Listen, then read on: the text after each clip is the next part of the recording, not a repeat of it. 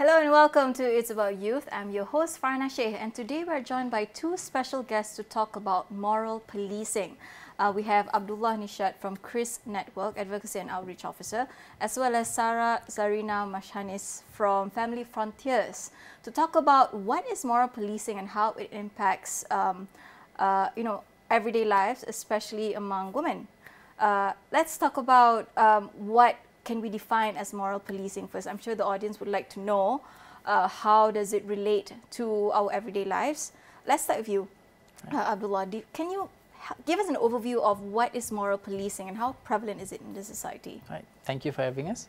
Moral policing can be defined as the belief and action of forcing people to conform to your culture or belief, right? So in any society, when someone forces you to conform, it can be deemed as moral policing. And in Malaysia, it is quite prevalent. We see this in a few instances. One example is period spot checks in school, where they try to get students to prove that they're not lying when they say they can't pray, right? Especially for girls. Another aspect is athletes' attire, which is where people judge athletes based on their attire, regardless of the sport. It can be gymnastics, it can be swimming, and so on. Yeah. Right. And Sarah, where do you think this moral policing actually stems from, and how prevalent is it in the society today? Yeah, so I think I'm coming from the context of Family Frontiers' work on gender equal citizenship laws, and I think it mostly stems, the resistance towards equal citizenship laws, especially in particular, stems from a lot of colonial and also cultural traditional structures as well. The refusal to give, but what people fail to understand is that the refusal to give equal citizenship rights is beyond morality, but it's a question of justice and equality for Malaysian women to be accorded the same right as Malaysian men. And it's just a matter of, justice. It's just to be treated as a citizen and not second class to men. Right. So you're saying it's from a cultural norm, or it's from a colonial history? I think it's a mix of both. Because this law in particular is something that was, it stemmed from 60 years ago, where we have had our constitution, the founding of a constitution. And it's still something that is prevalent in our society. And I think in particular in the work that we do find, that it traces back to also this colonial aspect, the colonial influence, and as well as traditional structures of, the male being the head of the family, and that kind of ideology and aspect. Yeah. Right. Okay, so let's look at some of the instances of moral policing and discuss a little bit about its implication, right? You mentioned just now period checks as well as athletes' wear, for example. But let's look about privacy. How does moral policing actually intrude on the privacy of individuals, particularly women, in both public and private spaces? Right. So this can come in public and private spaces, right? I will use the examples I mentioned earlier to illustrate this further. In private spaces, we see this in period spot checks. All right. So when it comes to students having to actually disclose or show their pads, right, to prove that they are not lying. In public spaces, we see this even more so.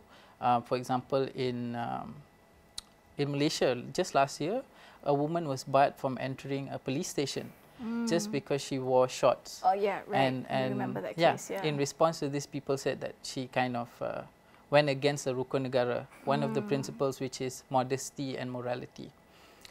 We also see this in campaigns like Tiada Guru campaign, which is a campaign that speaks out against absentee teachers in schools in Sabah.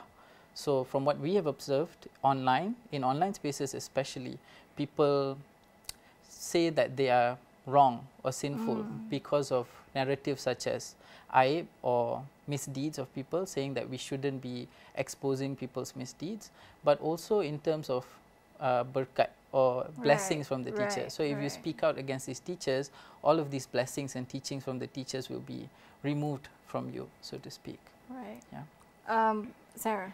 Yeah, I think I mean, particularly in the work that we do, I think there's an additional layer of complexity when it comes to women in binational marriages. So I think to define binational marriages in this case would be when a Malaysian marries a non-Malaysian, and that is the community that we serve. And why I say it adds an added layer of complexity is because I think that in itself exacerbates, moral policing in itself exacerbates the situation, you know, because the question of the Malaysian women marrying foreigners or vice versa also comes into play. I think an example is, you know, the whole idea of childbirth.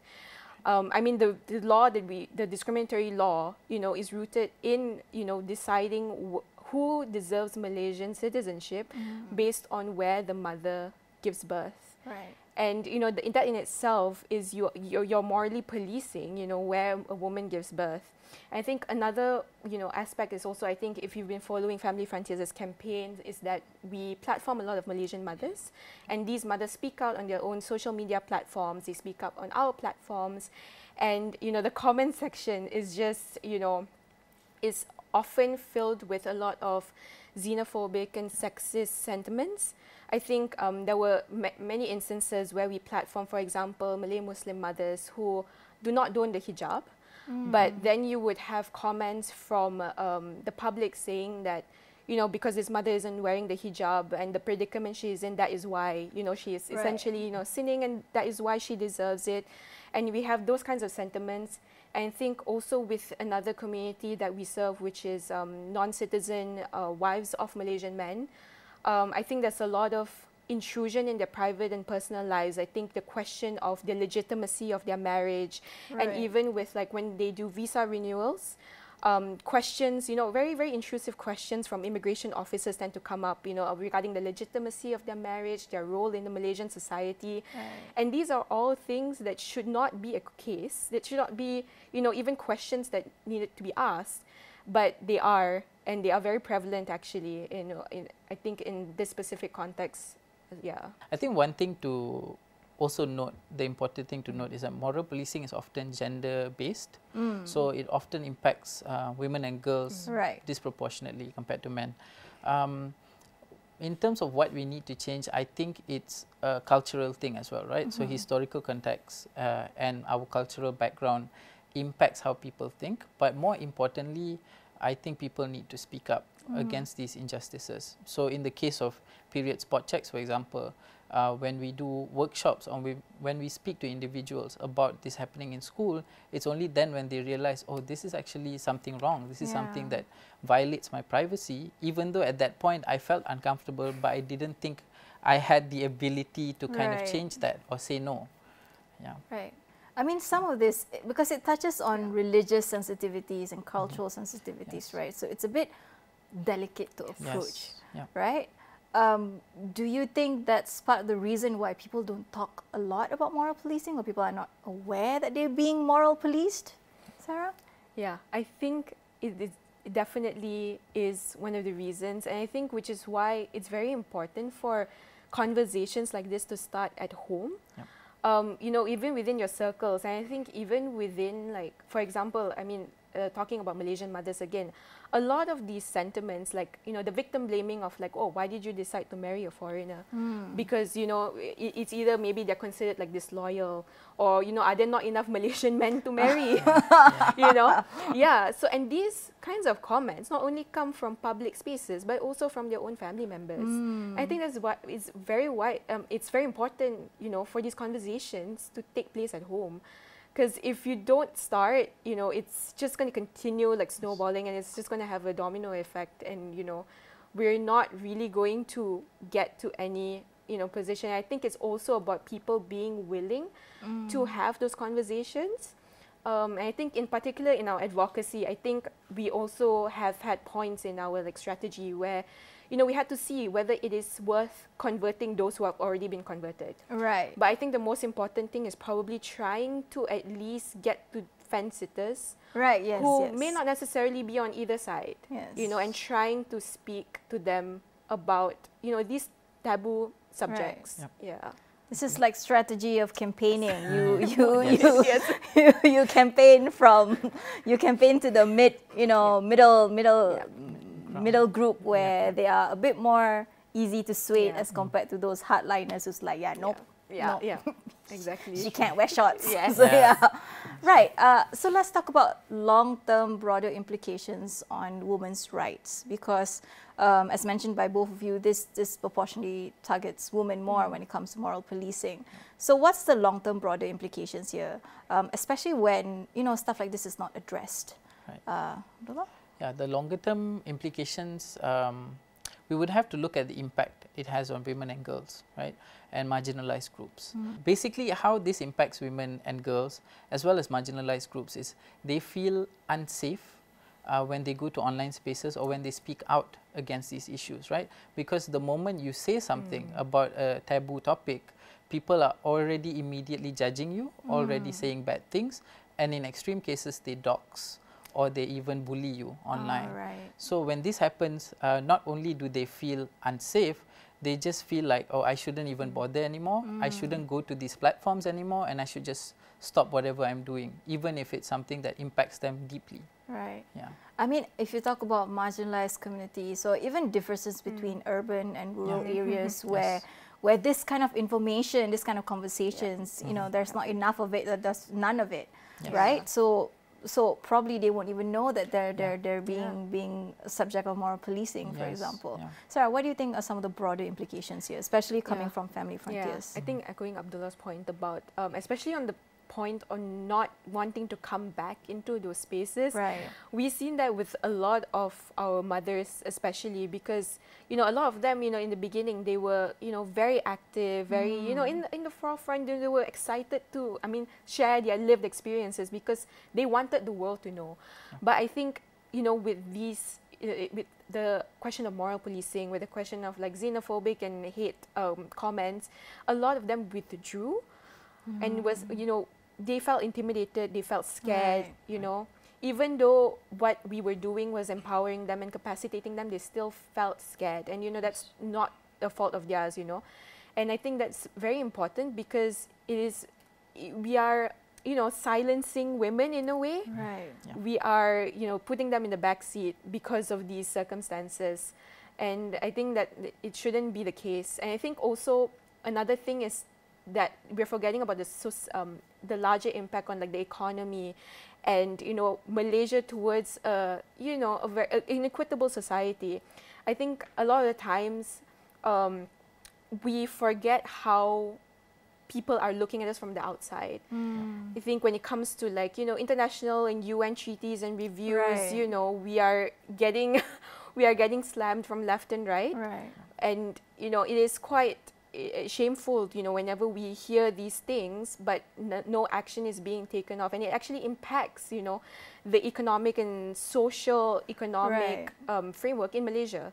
I mean, don't talk about SGDs, for example. We're talking about inclusiveness, fair education, women's rights, and all that, when we can't even control a segment of the society that are shaming women and imposing their moral values on them that are sometimes just unjust and uncalled for and unwarranted sometimes. We want to talk about solutions, but right after this break.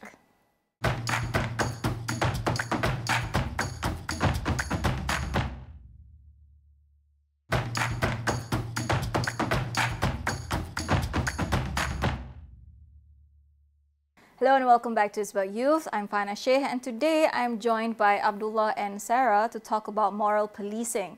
Now, we talked about the overview of what it is and some of the challenges that women especially face when it comes to moral policing. Now we want to talk about how to move forward. But first, I want to talk about driving a little bit more about some of the challenges when it comes to advocacy work, right? What are the biggest challenges we face when trying to address or resist moral policing, especially from both of you, from KRYSS as well as from Family Frontiers, who are doing on-ground work? Let's start with you, Sarah. I think for Family Frontiers in particular, the work that we do is very front-facing. We are very heavy on our multimedia advocacy. And in our multimedia advocacy, we do platform a lot of women, Malaysian women in particular, who are impacted by gender unequal citizenship laws. And I think with that, as explained earlier, you know, there are tons of comments and, you know, repercussions from the public about policing of how, you know, why do these women decide to marry foreigners. I think that has been one of the biggest challenges, which is addressing misconceptions from the public, because, you know, we are only able to think about so much, you know, of what we can expect. And then, you know, the next day, you know, something else is in the comments and we're like, oh, how do we address this? But I think what really helps is actually humanizing the issue through actually showing the lived realities of people. And that is how we kind of worked on addressing misconceptions. But again, I also understand that I think in the work that we do, we are also privileged in a sense that the Malaysian mothers are happy and brave to come up, whereas in certain instances, that might not be the case. You know, for victims of sexual violence, they may not want to be at the forefront. But I must say that it has definitely helped to have the lived experiences of people having to debunk these issues, because it really does humanize the issues and it puts a face to the issue. Right. You know, it is not just us, the NGOs, saying that, yeah, you know, because of what these women face, you know, you shouldn't be saying these kinds of things. But it's actually coming from people who live the realities. And, you know, they're saying that this is not the case. Like, I did not marry a non-citizen because for the fun of it to have good-looking children. That's not the case.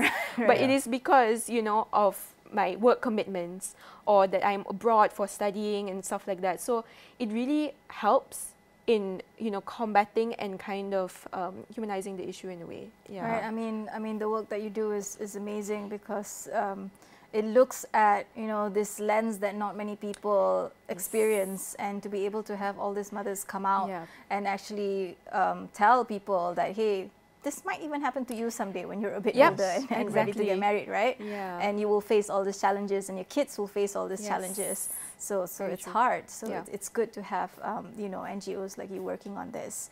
KRYSS Network also look into, you know, this moral policing when it comes to gender-based violence as well.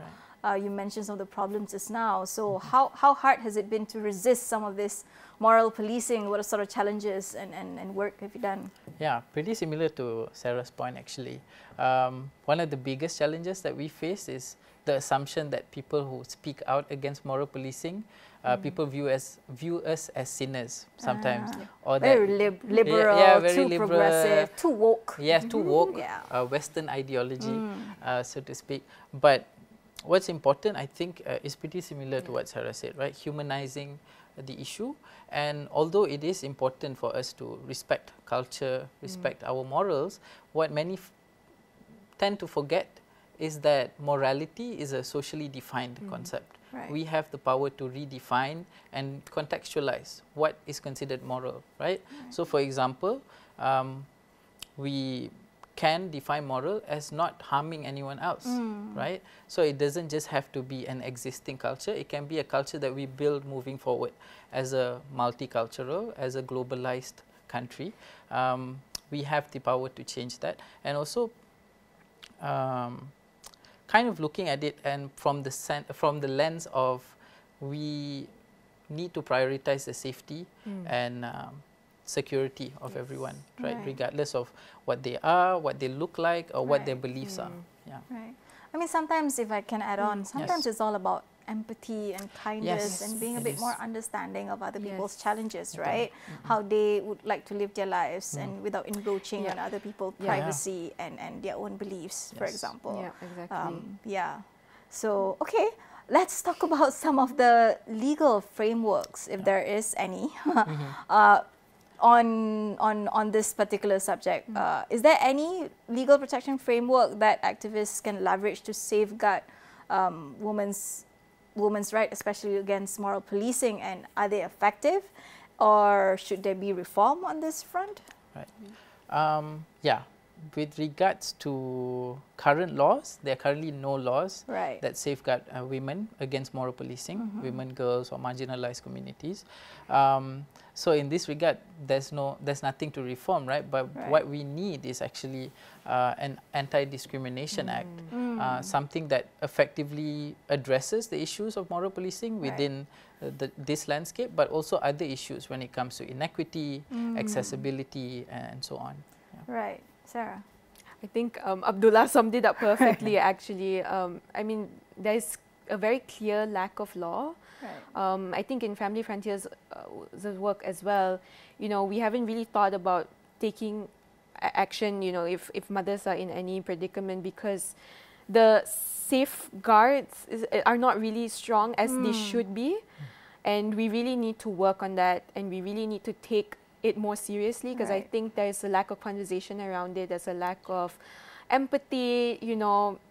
People just treat it as, you know, just another issue until something big happens, you know, like cyberbullying and, you know.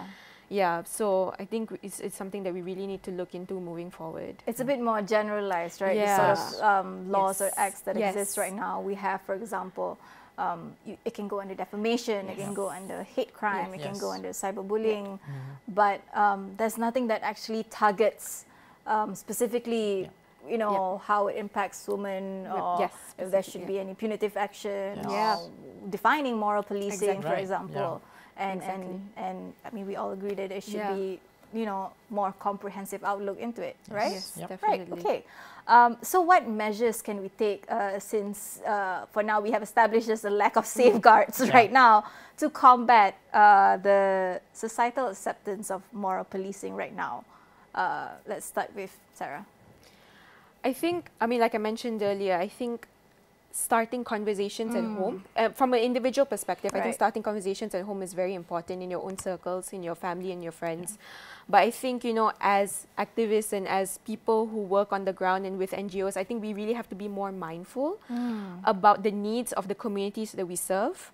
And I think especially when it comes to women and girls, we really need to have, you know, proper safeguarding policies intact to make sure that we address their needs. I think a lot of the times there is a tendency to speak over those who are directly impacted, and I think there needs to be, you know, some sort of framework that I guess for us activists to take into account, because for me personally, I'm not an impacted mother, I'm not an impacted child, but I do work very closely with the community.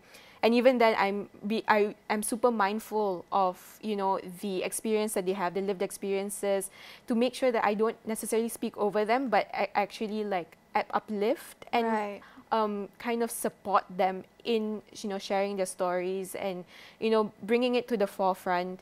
And I think that is something that I think it would be really helpful in terms of supporting, you know, these efforts to combat moral policing. I think also, because I think before we also platform mothers, we do really take them through the risk of what can happen, you know, before we really go through the safeguarding measures to ensure that, you know, you may be exposed to attacks online, you know, you may get unfavorable comments, xenophobic comments. Are you ready for that? You know, we are always here to also support you through that if you need any help, etc. Yeah, so I think that is also very important as activists and also people working on the ground to take into consideration. So increasing awareness, but also being mindful of the sensitivity of the topic, as well as, you know, the safety of people who are impacted. What about you? What do you think some of the measures we can take when it comes to, you know, looking into the societal acceptance of this? How can we sort of, I wouldn't say reverse it, but you know, making sure there are other voices as well, and not just one overpowering one. I think it's pretty similar to Sarah as well. From an individual standpoint, it is important to have these conversations. From an organizational standpoint, at KRYSS, we believe in promoting safer and braver spaces for people to stand up and speak out against the injustices that they face, right? So we do workshops and programs for youths, specifically young people, to talk about their rights to bodily autonomy, to privacy, so that at least they know when something is wrong. Because sometimes they do experience the discomfort, but they can't put a word to it. or they Right. can't explain it or say no because they don't know that they have the right to say no, right? Another thing is the importance of collective mobilization. So not just looking at women and girls support, but also getting the support of men, the support of the Right. older generation, right? Ally. Yeah, allies, yeah. So working together to spread the awareness and basically develop the understanding that these acts are wrong, right, and should not happen. Yes. Yeah, I mean, definitely the conversations among youth should happen, because some of these instances that you mentioned just now, period spot checks, for example, athletes, these are happening with youth itself experiencing it. So, like you mentioned, it's important to have the people who are in this space as well to voice out. So it's good that we're engaging youth. We're running out of time, so I guess one last question would be, how can we all be a part of this conversation? Whoever can start first. Yeah, so currently we at KRYSS Network, we're running a campaign on moral policing, and the hashtag that we're using now is Suarakan Ceritakan, which means we're encouraging people to speak out against all of these injustices that are happening, right? So sharing your stories and supporting others who are sharing their stories, right? I think on a personal note, the impact of this is, I spoke to my sister recently about this because of all the cases we were seeing about period spot checks, and even she mentioned that her classmates were basically threatened that they would have to do it if the teacher found them to be lying or something like that. So these kind of stories are not usually shared, but as we try to develop the understanding and share it with people and develop this safer and braver space, we can find a way forward, I guess. Yeah. I think also people just need to be more empathetic and kinder.